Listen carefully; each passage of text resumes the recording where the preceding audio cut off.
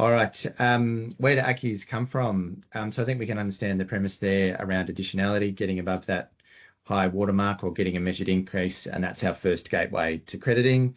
Yeah, and unfortunately, there isn't a stalk that drops ACCUs off in the front paddock, and we need to have a bit of dedication to our management to actually sequester some soil carbon to achieve those measured increases. The good thing is, though, that much of what we need is actually at our disposal and free of charge, and I'll talk about the science in a moment. Um, but one thing, as much as there isn't a stalk dropping off ACCUs on our front door, there is a bit of a common misconception about a landholder, meaning that you have carbon credits. And so, yes, you can sequester carbon in your soil without having a project, but it won't be recognised to actually generate and accumulate ACCUs or any other type of carbon credit, like any other method that Jeff just asked about in the chat there. That was a good prompt, Jeff.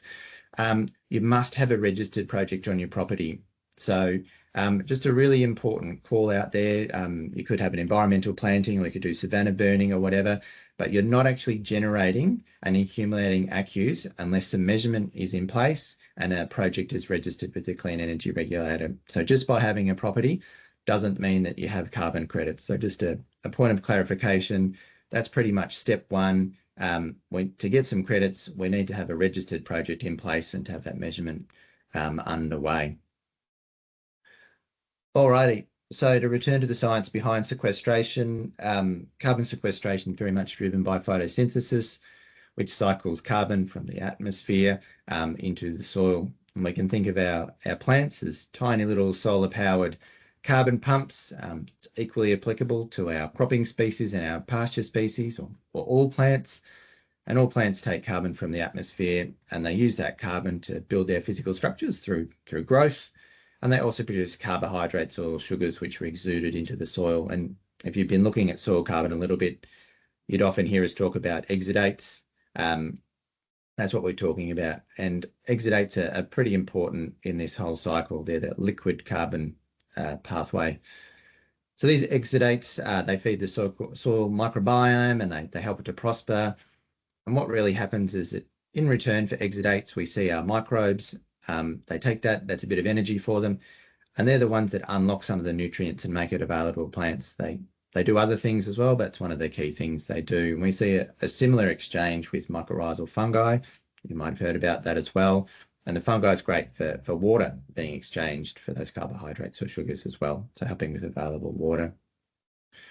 So we have an increase in carbon created by those exudates being pushed by the roots into the soil. We have an increase in that microfauna, so our bacteria, fungi, that could be dead or decaying as well, which is great for our plants. And it's this subsoil activity which really does the heavy lifting of sequestration. The sequestration we see in that subsoil is 5 to 30 times what we see from that above ground trash or litter, that decomposition that we see above ground. That's a really brief summary around the cycle there. There's loads of heaps of resources online, and you can have a look at that kind of stuff. But that's our contribution there. And really our goal is that we're cycling and we're leaving a little bit more carbon in the soil each time we go through, and taking a little bit less out. Just to comment briefly on some of the other benefits of soil carbon as well. Carbon is great for soil structure. What carbon does is it helps to aggregate soil particles, give it structure, help it to bind. This is great for physical degradation, so erosion and that kind of stuff.